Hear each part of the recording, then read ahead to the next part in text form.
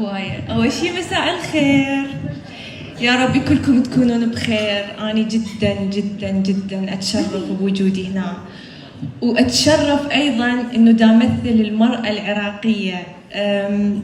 أنا كنت أتمنى والدتي تكون موجودة، بس للأسف عندها ظرف صحي ما تقدر تكون موجودة ويانا اليوم، لكن عائلتي الثانية هم موجودين وداعمين إلي. وأكيد بابا إياد الطائي أوجه له تحية وأشكره على وجوده اليوم ويانا. من فنانة تشكيلية ترسم عن حقوق المرأة إلى صانعة محتوى على السوشيال ميديا بفيديوهات تخص المرأة، سواء عن زواج القاصرات، التنمر، العنف ضد المرأة، إلى ممثلة في قنوات عراقية وعربية أيضاً.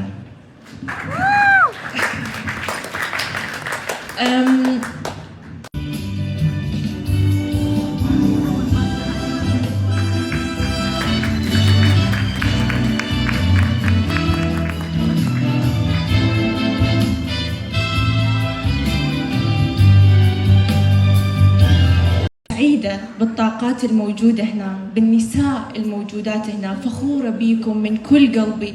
يعني الشخصيات اللي طلعت على المسرح والشخصيات اللي قاعدة أيضاً هسه دا أشوفهم، أنا كلش فخورة بيكم. كمية الطاقة اللي وصلتني منكم خلت الشغف عندي يكون أقوى. أنا أريد أنجز، لا ما لازم نستسلم. أحياناً يمر علينا وقت نريد نستسلم، نريد نرجع لورا، ما نريد نكمل، عادي نقعد بالغرفة نبكي. أنا أبكي هواية من أحس نفسي إنه ما راح أقدر أكمل لي قدام، بس يجي وقت أيضاً نقعد بيه الصبح نشوف الشموسة الحلوة ونتفائل إنه أكو نهار جديد إجانا، أكو أكسجين قاعدين نتنفسه. أفتح الشباك وأتنفس البطني وأقول أنا اليوم